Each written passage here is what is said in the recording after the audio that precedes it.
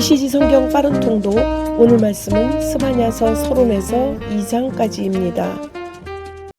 스바냐서는 3장으로 여호와의 날에 임할 여호와의 심판과 구원, 남유다 16대 왕 요시야의 통치 시기인 BC 636년에서 623년경에 기록된 말씀입니다.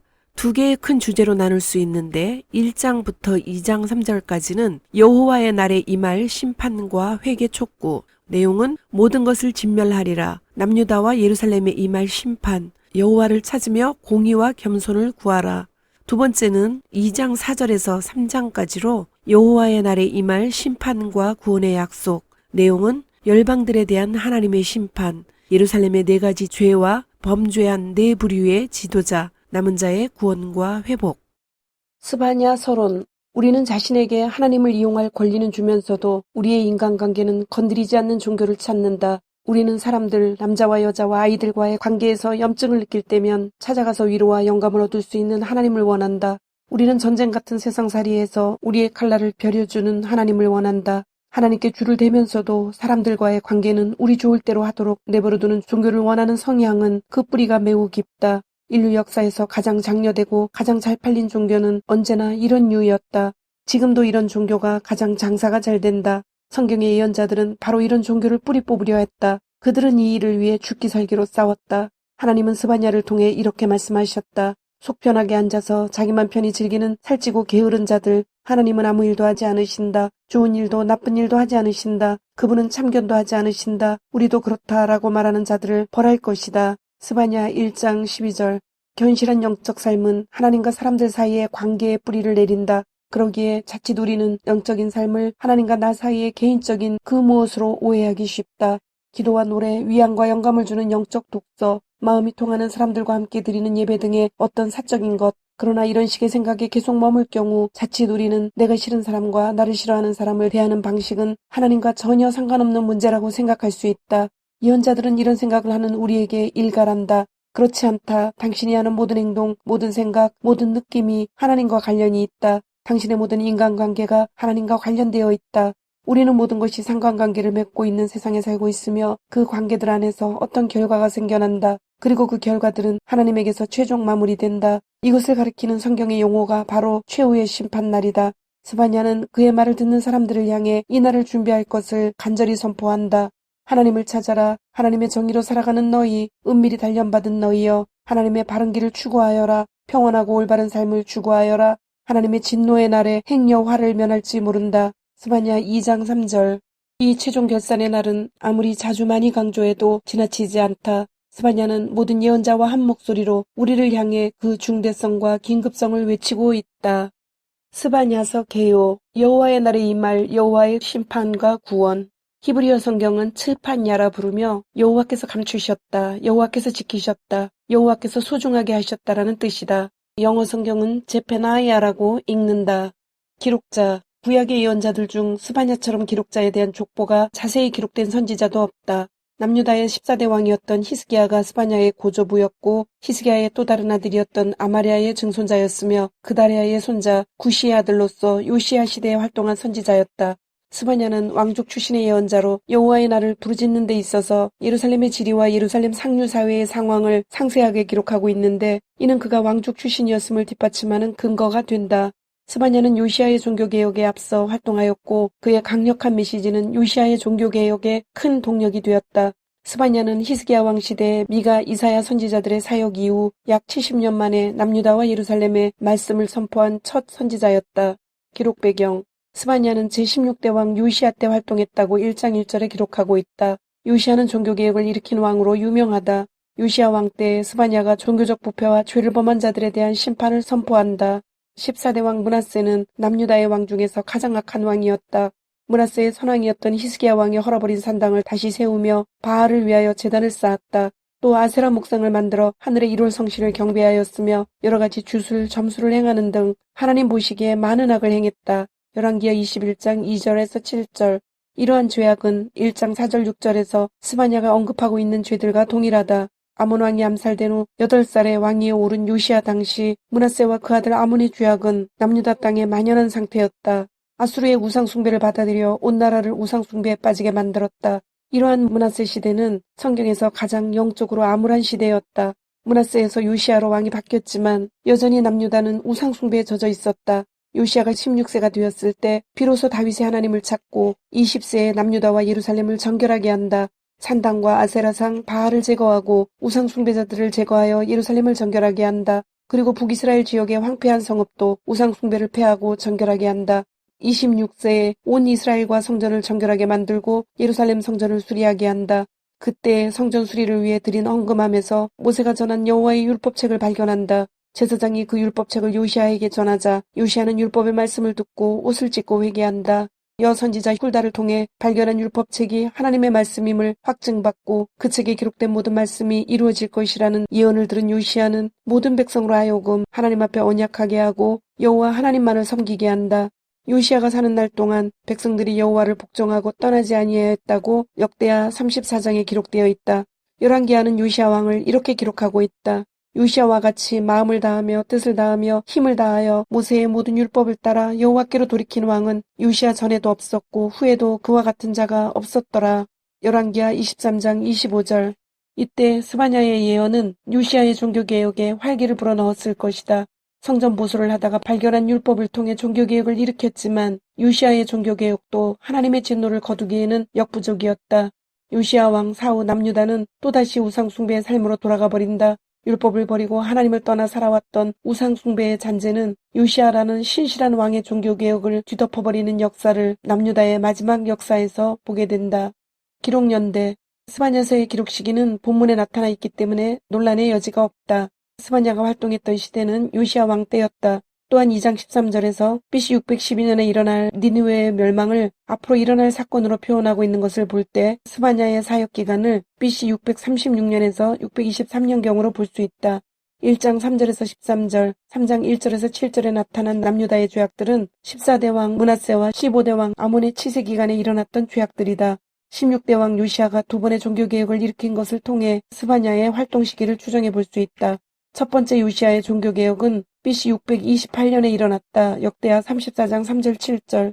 그리고 두 번째 요시야의 종교개혁은 제사장 힐기야가 성전에서 율법을 발견하고 난 후 BC 622년에 일어났다. 역대하 24장 8절에서 33절. 스바냐 시대에 종교적 부패가 있었다는 것은 요시야 왕이 종교개혁을 단행하기 이전에 스바냐가 활동했다는 것을 보여준다. 스바냐가 활동했던 시대는 요시야 왕의 통치 기간 중에서도 종교개혁을 일으키기 이전 선왕 므낫세의 우상숭배의 잔재가 그대로 남아있던 때인 BC 636년에서 623년 사이에 활동했다고 여겨진다. 기록 목적 예루살렘은 이미 포악하고 패역한 성읍이었고 남유다는 죄악으로 뒤덮여 있었다. 그들은 수치를 모르고 죄악을 행하는 백성들이었다. 하나님께서는 이러한 백성들을 향해 이미 심판을 확정하셨다. 그러나 패역한 백성들 중에서도 여호와를 의지하고 바라보는 사람들이 심판 중에 남게 될 것이었다. 스바냐는 남유다의 죄에 대한 심판을 경고하여 회개를 촉구하고 열방에 임할 심판 후에 남은 자를 통한 회복의 소망을 주기 위해 기록되었다. 스바냐는 자신을 히스기야의 사대손으로 밝히며 요시야 시대에 임한 하나님의 말씀을 선포한다. 임박한 여호와의 날은 분노의 날로 남유다와 예루살렘 열방을 심판하실 날이다. 따라서 남유다는 모여 하나님을 찾고 공의와 겸손을 구해야 한다. 하나님께서 심판을 확정하셨지만 심판 중에서도 소수의 사람을 구원하실 것이다. 그리고 그 남은 자들을 모아 나라를 회복하시고 천하만민 가운데 칭찬과 명성을 얻게 하실 것이다. 스바냐 1장 심판의 날. 스바냐에게 임한 하나님의 메시지다. 스바냐는 구시의 아들이고 구시는 그다랴의 아들, 그다랴는 아마랴의 아들, 아마랴는 히스기야의 아들이다. 이것은 유다 왕 아몬의 아들 요시야가 다스릴 때 임한 메시지다. 내가 땅을 말끔히 청소하리라. 먼지 하나 남기지 않으리라. 하나님의 보고다. 사람도 동물도 새와 물고기도 죄를 일으키는 것은 무엇이든 없애버릴 것이다. 유다부터 시작할 것이다. 예루살렘 거주민들부터 시작할 것이다. 내가 거기서 음란한 바알 산당과 그 사제들을 흔적도 없이 쓸어버릴 것이다. 밤의 지붕 위로 살금살금 기어올라가 별신과 여신들에게 절하는 자들을 없애버릴 것이다. 하나님을 경배하면서도 다른 왕과 신들에게 절하는 자들 그들도 없애버릴 것이다. 하나님을 완전히 내다버리고 하나님 생각이나 기도 한 번 하지 않는 자들은 말할 것도 없다. 이제 입을 다물어라. 주 하나님인 내 앞에서 경건하게 침묵하여라. 시간이 되었다. 나의 심판날이 다가왔다. 거룩한 날이 정해지고 초대받은 손님들도 거룩하게 구별되었다. 그 거룩한 날, 하나님의 심판날, 내가 지도자와 왕의 아들들을 벌할 것이다. 이방의 남녀 제사장들처럼 차려입고 다니는 자들, 이 교회의 기도와 행습을 들여오는 자들을 내가 벌할 것이다. 또 이 교회의 미신들을 수입해 들여오는 자들, 거룩한 장소를 지옥구덩이로 만들어 놓는 자들을 내가 벌할 것이다. 심판날이다. 하나님의 보고다. 도성의 물고기 문에서 두려움에 떠는 울음소리가 들린다. 둘째 구역에서 공포에 질린 울음소리가 들린다. 언덕에서 와르르 무너져 내리는 굉음소리가 들린다. 거리에서 장사하는 사람들아 통곡하여라. 돈벌이는 끝났다. 돈의 신은 죽었다. 심판날 나는 예루살렘의 모든 구석과 복도를 샅샅이 훑을 것이다. 속 편하게 앉아서 자기만 편히 즐기는 살찌고 게으른 자들, 하나님은 아무 일도 하지 않으신다. 좋은 일도 나쁜 일도 하지 않으신다. 그분은 참견도 하지 않으신다. 우리도 그렇다라고 말하는 자들을 벌할 것이다. 그러나 기다려 보아라. 그들은 가진 것 전부를 잃게 되리라. 돈도 집도 땅도 다 잃을 것이다. 집을 지어 올려도 거기 들어가 살지 못할 것이다. 포도원을 만들어도 거기서 나는 포도를 맛보지 못할 것이다. 대낮에 흑암이 들이우는 날, 하나님의 큰 심판날이 코앞에 닥쳤다. 카운트다운이 시작된다. 7, 6, 5, 4. 내 심판날은 비탄에 젖은 통곡의 날이다. 억센 사내들도 도와달라고 비명을 지른다. 그날은 빛을 갚는 날이다. 내 노를 치르는 날이다. 비통과 격통의 날, 재난과 파멸의 날, 대낮에 흑암이 들이우는 날, 폭풍구름과 먹구름의 날, 소름 끼치는 전쟁의 함성이 들리는 날이다. 요새들이 함락되고 방어진이 허물어진다. 그들은 무엇에 얻어맞았는지도 모를 것이다. 장님처럼 더듬거리며 다닐 것이다. 그들은 하나님을 거스른 죄인이다. 그들의 피는 구정물처럼 버려지고 그들의 내장은 찌꺼기처럼 밟힐 것이다. 돈을 써서 빠져나갈 생각은 아예 마라. 너희 돈은 아무 쓸모없다. 이 날은 하나님의 심판의 날, 나의 진노의 날이다. 너희 죄로 인하여 나의 노가 활활 타오른다. 그것은 썩은 세상을 태우는 불, 썩어가는 인간들을 끝장내는 들불이다. 2장 하나님을 찾아라. 그러니 함께 모여라. 전열을 정비하여라. 너희는 뭐가 필요한지도 모르는 민족이다. 폭풍 속의 나뭇잎처럼 날아가기 전에, 하나님의 진노의 심판이 너희를 쓸어버리기 전에, 그 격렬한 진노가 전력으로 너희에게 떨어지기 전에 어서 모여라. 하나님을 찾아라. 하나님의 정의로 살아가는 너희, 은밀히 단련받은 너희여. 하나님의 바른 길을 추구하여라. 평온하고 올바른 삶을 추구하여라. 하나님의 진노의 날에 행여 화를 면할지 모른다. 이스라엘 이웃 나라들이 받을 심판. 가사가 으스러질 것이다. 아스돗은 정오가 되기 전에 모두 쫓겨나고 에그로는 뿌리채 뽑힐 것이다. 바닷가 사람들, 그레스의 뱃사람들이 재앙을 맞으리라. 너희 블레셋 땅 가나안에 정착한 너희에게 하나님의 말씀은 나쁜 소식이다. 너희는 망하기로 정해졌다. 살아남는 자 없을 것이다. 뱃사람들의 땅이 목초지가 되고 목동과 양들의 땅이 될 것이다. 유다 가문 중에 남은 자들이 그것을 차지하여 날마다 바다 옆 땅에서 양을 치고 저녁이 되면 아스글론에 있는 집으로 돌아가 잠자할 것이다. 그들의 하나님께서 그들을 돌봐주시리라. 그분께서 모든 것을 전처럼 좋게 만들어 주시리라. 내가 모압의 그 악독한 조롱소리, 암몬이 내뱉은 비웃음소리를 들었다. 그들이 잔인한 말로 내 백성을 깔아뭉개고 이스라엘의 국경에서 으스댔다. 그러므로 나 살아있는 하나님이 스스로 맹세하여 말한다. 만군의 하나님, 곧 이스라엘의 하나님께서 말씀하신다. 모압은 소돔처럼 망하고 암몬은 고모라처럼 유령도시가 되리라. 모압은 돌밭이 되고 암몬은 불모의 땅, 영원한 황무지가 될 것이다. 내 백성 가운데 남은 자들이 그들을 끝장내고 그들을 뿌리째 뽑아 없애버릴 것이다. 이것은 그들의 거만과 만군의 하나님의 백성을 조롱하고 비웃은 것의 대가다. 하나님이 무시무시한 모습으로 거룩한 공포로 나타날 것이다. 땅에서 만들어진 모든 신은 다 찌그러지고 박살나 바람에 날려가리라. 마침내 먼 곳과 가까운 곳의 모든 자들이 저마다 땅에 엎드려 주를 경배하리라. 에티오피아 사람들아, 너희도 마찬가지로 죽을 것이다. 내가 그렇게 할 것이다. 그런 다음 하나님께서 북쪽으로 손을 뻗쳐 아시리아를 멸하실 것이다. 니느웨를 황폐화시킬 것이며 사막처럼 마르고 황무한 곳으로 만드실 것이다.